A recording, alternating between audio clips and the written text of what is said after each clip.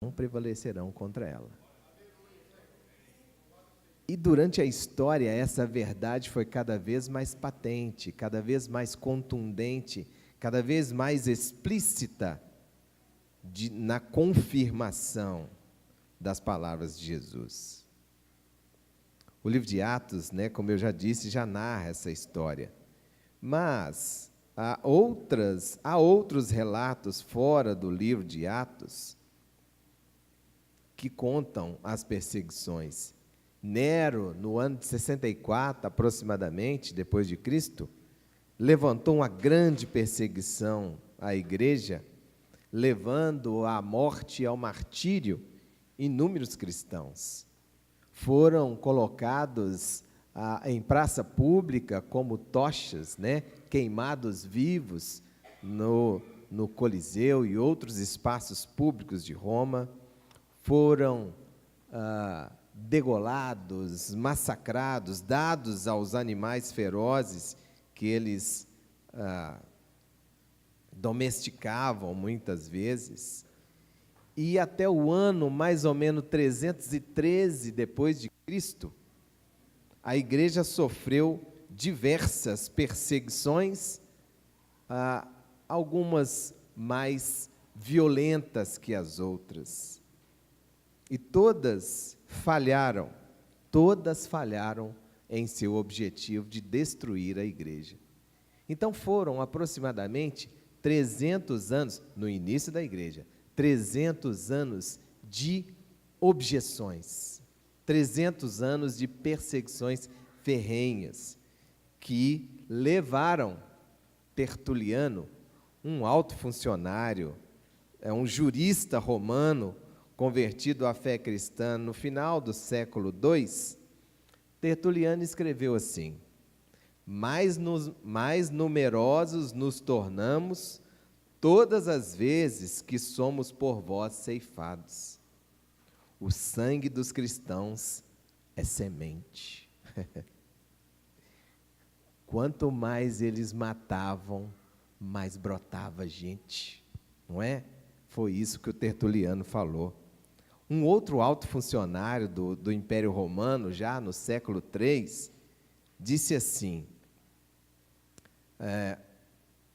e esse alto funcionário chamava Lactâncio. Ele disse assim: cresce a religião de Deus quanto mais é premida, quanto mais é exprimida, quanto mais é atacada, quanto mais objeções ela possa ter, mais ela cresce. Então, essas declarações, essas informações que a gente colhe ao longo da história, vêm demonstrar que o propósito eterno de Deus é que a igreja também fosse eterna. E as portas do inferno jamais vão prevalecer. Por isso, irmãos, nós podemos alimentar a nossa esperança, não é? Por isso que nós podemos dizer, como José Almeida gosta de dizer, que nós estamos no melhor lugar. Esse é o lugar seguro, esse é o lugar onde que nós podemos vislumbrar um futuro, mais do que a faculdade dos nossos filhos, mais do que a promoção no emprego que a gente possa ter, mais do que o carro novo que a gente possa ter condição de comprar, ou o casamento da nossa filha com o melhor cara do mundo, não é? Mais do que qualquer outra coisa, a igreja é um patrimônio que o cristão ajuda a construir. E esse patrimônio, irmãos, não tem preço, não tem o preço que nos foi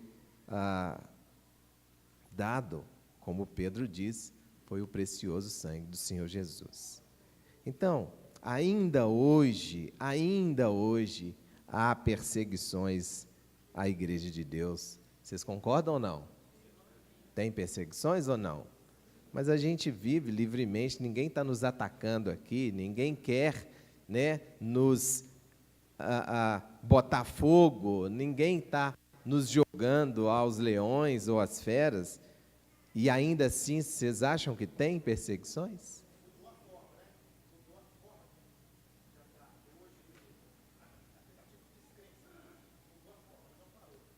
É verdade, e mudou mesmo.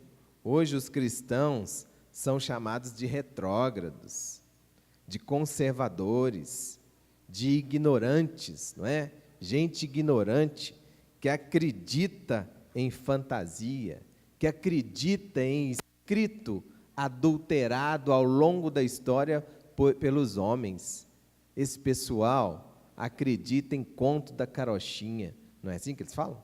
Desmerecendo a palavra, desmerecendo o poder de Deus, desmerecendo a revelação do Espírito Santo. É coisa de ignorante, né? De gente sem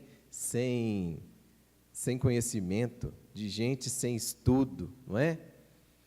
E você vai ver que durante a nossa estadia nesse mundo, serão inúmeras as colocações que nós vamos ouvir.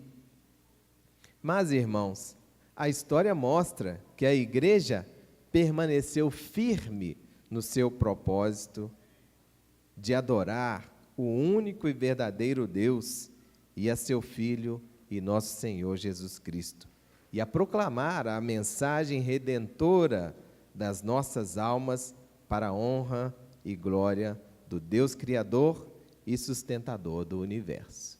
A igreja, apesar de todas as dificuldades, apesar de todas as diferenças que foram construídas ao longo da história pelos homens na construção da igreja, ela nunca perdeu o seu propósito: dar honra ao Senhor Deus, proclamar o nome do Senhor Jesus como único Salvador e alimentar a nossa esperança de viver com Ele na eternidade. Meus irmãos, há algumas razões bíblicas, e eu quero falar de 3 ou 4 razões bíblicas para nós crermos que a igreja bíblica é verdadeiramente eterna.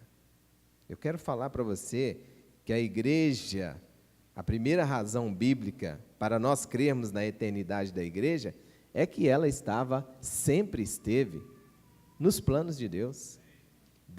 A Bíblia fala que, o apóstolo Paulo fala o seguinte: bendito seja o Deus e Pai de nosso Senhor Jesus Cristo, o qual nos abençoou com todas as bênçãos espirituais nas regiões celestes em Cristo, como também nos elegeu nele antes da fundação do mundo para sermos santos e irrepreensíveis diante dele em amor. Estava no plano do Senhor, o nosso Deus, Criador do universo, antes da fundação do mundo, imaginou que você estaria aqui hoje. Ele já preparou o caminho para que a congregação, os irmãos, os filhos que ele escolheu, estivessem diante dele num domingo como hoje. Não foi ao acaso, não é ao acaso que nós nos reunimos, não é por acaso, irmãos. Estava no plano de Deus. E o fato de você estar aqui hoje não é por acaso. Diz a Bíblia que Deus escolheu a igreja para manifestar o mistério da sua vontade aos homens. E pensou a igreja como um corpo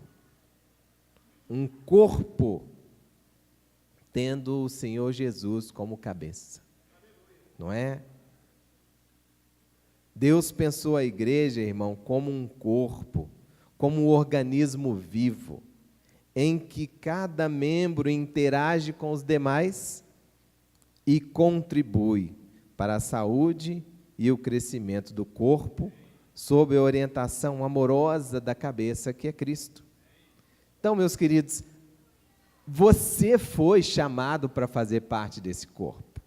Deus pensou o corpo de Cristo, a igreja, como um organismo dinâmico, vigoroso, saudável, mas isso só funciona bem quando cada parte do corpo contribui para a saúde, para o bem-estar de cada membro. O bem-estar da igreja depende, logicamente, da sua participação. Deus escolheu a igreja, irmão, diz a Bíblia, o apóstolo Paulo também falou. Deus manifesta a sua sabedoria multiforme, a sua sabedoria diversa, diferente e tão abrangente. Ele escolheu nós, para a gente manifestar a sabedoria do Senhor, não é? A igreja é isso. Então, a igreja estava desde sempre nos propósitos e nos planos de Deus, sendo uma igreja gloriosa. Deus escolheu a igreja para que por ela Ele receba o louvor, a honra e a glória que lhe são devidos. Efésios 3, 5 a 21 diz isso. E a Bíblia ensina que Cristo, irmão, se entregou pela igreja. Não é? Você tem alguma dúvida? Você tem alguma dúvida do caráter eterno da igreja? Não precisa. O próprio Jesus, diz a Bíblia, Ele se entregou por ela. Com amor, por causa do seu grande amor, Ele se entregou pela igreja. Então, a primeira afirmativa, a primeira constatação bíblica de que a igreja é eterna é que ela estava e sempre esteve nos planos de Deus. E Ele moveu o mundo para que isso fosse verdade, para que essa verdade não se perdesse ao longo da história. A segunda característica da igreja bíblica é que ela foi fundamentada sobre uma verdade eterna.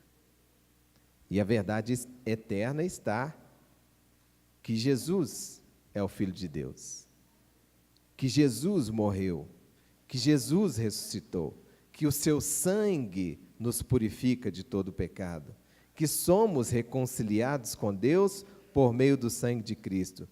São afirmações, irmãos, que vão ecoar pela eternidade. Essa é uma verdade, são verdades eternas que vão ecoar pela eternidade. E não foram poucas no início e não serão até a volta de Cristo, não foram poucos os obstáculos que a igreja teve que superar para manter-se fundamentada na declaração que o Pedro faz no livro de Mateus. Abra aí comigo, por favor. A verdade eterna sobre a qual a igreja foi construída está aí na nossa leitura, no livro de Mateus, capítulo 16. A partir do versículo 13, a gente lê assim: E chegando Jesus às partes de Cesareia de Filipe, interrogou os seus discípulos, dizendo: Quem dizem os homens ser o Filho do Homem? E eles disseram: uns João Batista, outros Elias, e outros Jeremias e uns dos profetas. Disse-lhes ele: E vós, quem dizeis que eu sou? E Simão Pedro respondendo disse: Tu és o Cristo, o Filho do Deus vivo. E Jesus respondendo, disse-lhe: Bem-aventurado és tu, Simão Barjonas, porque não foi carne e sangue quem te revelou, mas meu Pai que está nos céus. Pois também eu te digo que tu és Pedro, e sobre esta pedra edificarei a minha igreja, e as portas do inferno não prevalecerão contra ela. Não foi sobre Pedro, claro, não foi sobre Pedro que a igreja foi fundamentada, mas na afirmação que ele havia dito: Tu és o Filho de Deus, o Filho do Deus vivo. Essa é a pedra fundamental sobre a qual a igreja foi construída. Não foi sobre Pedro, né? Não foi. O texto não nos permite tirar essa conclusão.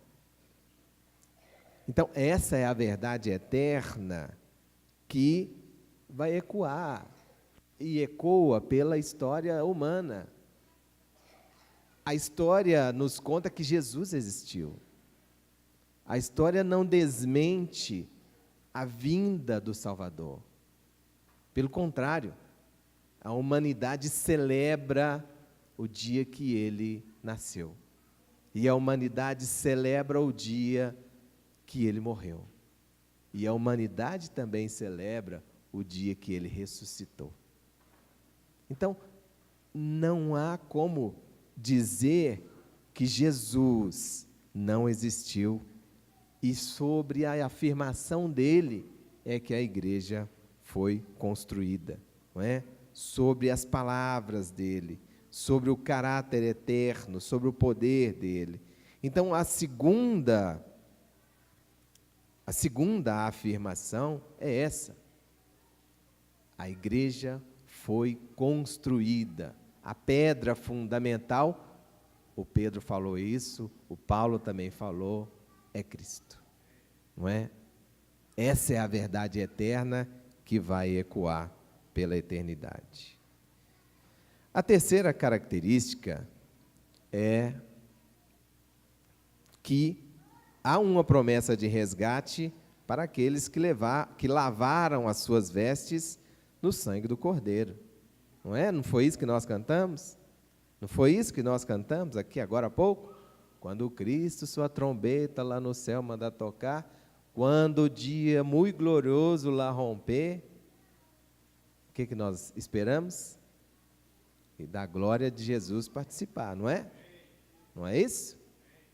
Nós queremos estar lá, e há essa esperança em nós.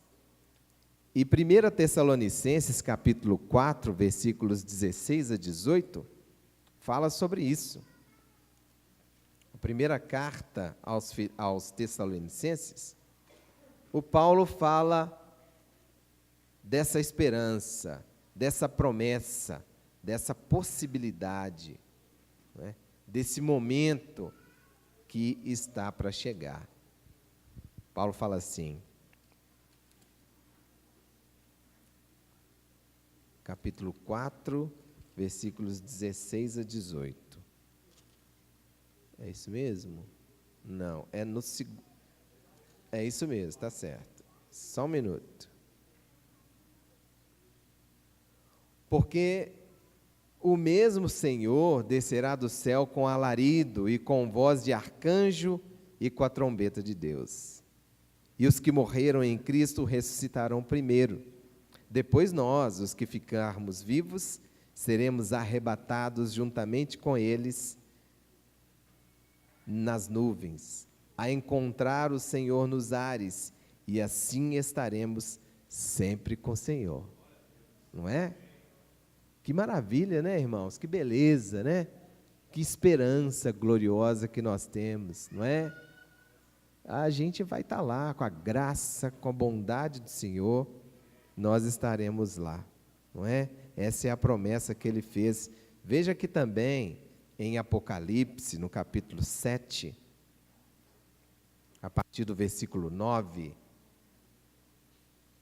Apocalipse, capítulo 7, a partir do versículo 9.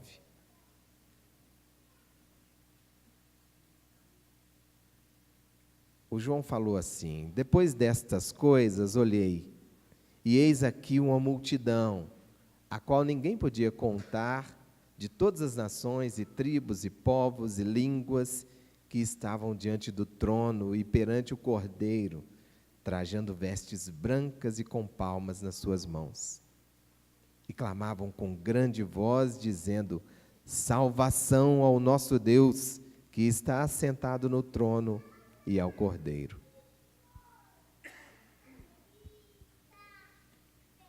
Todos os anjos estavam ao redor do trono, e dos anciãos, e dos 4 animais, e prostraram-se diante do trono sobre seu rosto, e adoraram a Deus, dizendo: Amém. Louvor e glória e sabedoria e ações de graça e honra, poder e força ao nosso Deus, para todo sempre. Amém. E um dos anciãos me falou, dizendo: estes que estão vestidos de vestes brancas, quem são e de onde vieram? E eu disse-lhe: Senhor, tu o sabes. E ele disse-me: Estes são os que vieram da grande tribulação, lavaram as suas vestes e a branquearam no sangue do Cordeiro. Por isso estão diante do trono de Deus e o servem de dia e de noite no seu templo. E aquele que está assentado sobre o trono os cobrirá com a sua sombra. Nunca mais terão fome, nunca mais terão sede, nem sol, nem calma alguma cairá sobre eles, porque o Cordeiro que está no meio do trono os apacentará. E lhes servirá de guia para as fontes das águas da vida, e Deus limpará dos seus olhos toda lágrima. Essa visão é uma visão maravilhosa. É uma visão que me emociona só de ler. E também é uma visão que alimenta a minha esperança. E faz eu compartilhar com vocês aqui agora o meu desejo de estar lá, não é? Eu espero, irmãos, que nós, todos os cristãos, todos aqueles que confessam o nome de Jesus, eu espero que a gente alimente todo dia o desejo. Deus limpará de seus olhos toda lágrima. Não haverá doença, não haverá pecado, não haverá desejo mau, não haverá nada que possa, nenhum traço, nenhuma sombra de mal ou de maldade. E é isso que tem que alimentar a nossa alma todos os dias. Por último, a igreja é santa e imaculada. Efésios capítulo 5, versículos 25 a 27, o apóstolo Paulo, que a gente não pode deixar de citar em relação à igreja, porque a carta aos Efésios, ela realmente nos ensina muito sobre o caráter eterno da igreja, e o apóstolo Paulo, no capítulo 5, versículos 25 a 27, diz assim: Vós, maridos, amai vossa mulher, como também Cristo amou a igreja e a si mesmo se entregou por ela, para a santificar, purificando-a com a lavagem da água pela palavra, para a apresentar a si mesmo, igreja gloriosa, sem mácula, nem ruga, nem coisa semelhante, mas santa e irrepreensível. Independentemente do nosso desejo, independentemente do nosso comportamento, independentemente de qualquer situação que possa existir na vida da igreja, ela será, no último dia, apresentada ao Cordeiro, santa e imaculada, irrepreensível, não é? Pura. Essa verdade, irmão, também é eterna. Esse é o desejo eterno de Deus para a igreja, que ela esteja santa, e ela será. No dia que você, junto com toda a congregação, for chamado, o Senhor vai olhar para você e vai dizer: pode chegar, vem para casa, pode entrar, que a casa é nossa. Eu preparei esse espaço aqui para a gente conviver, não é? Um tempo, não é? Um bom tempo. Portanto, meus queridos, a igreja bíblica é eterna, não tenha dúvida disso. Sempre esteve nos planos do Senhor Deus, o Criador de todas as coisas. Pedro afirma que nós fomos comprados não por qualquer preço, mas pelo precioso sangue do Senhor Jesus, que nos purifica de todo pecado. O destino eterno daqueles que são adicionados à igreja é a moradia eterna ao lado do Salvador, num lugar completo. E eu já disse, lá não haverá choro nem corrupção, ou qualquer impureza ou governantes desonestos. Mas a plenitude de Deus estará sobre nós, ricos da graça, da paz e do perdão. E nós poderemos contemplá-lo face a face. Eu quero dizer para você, meu querido irmão e irmã, e meus amados visitantes, que se você ainda não lavou as suas vestes no sangue do Cordeiro, está na hora. Não é? Está na hora. Meu querido visitante, se você não fez isso, alimente a sua esperança. Alimente a sua esperança. Só o Senhor Jesus, através da sua igreja, é capaz de fazer a ponte entre nós e Deus. Só Ele é capaz de reconstruir o caminho que nos separa de Deus. E Ele hoje te chama para o seu reino. Ele deseja, meu querido, reinar sobre a sua vida. Ele deseja te dar a salvação eterna. Ele deseja te proteger, te cuidar e te encher de vida e esperança. E meu irmão e minha irmã, se esse compromisso que você já tenha assumido está se desvanecendo, se a sua esperança está ficando um pouco distante, está perdendo a cor, então tem chance. Hoje é chance da gente restaurar, renovar o nosso compromisso. Se você tem sido inconstante na sua decisão, olhe para os escritos bíblicos, veja o que te aguarda, veja o que te espera. O lugar é maravilhoso, algo que nós não podemos descrever. E tem tempo ainda, viu, meus queridos? Tem tempo de entrar pela porta estreita. Que o Senhor te guarde, que o Senhor ilumine a sua vida, que o Senhor, viu, meninos, encha a vida de vocês de graça e de paz. E ajude vocês todos, viu, meninos e meninas, a escolher o caminho certo, não é? E nós queremos, com a juventude de vocês todos, louvar o Senhor. E juntos fazer dessa igreja, da igreja de Deus, o eco eterno da salvação e do poder daquele que nos tirou das trevas para a sua maravilhosa luz. Deus enche a sua vida de bênção em nome de Jesus. Amém?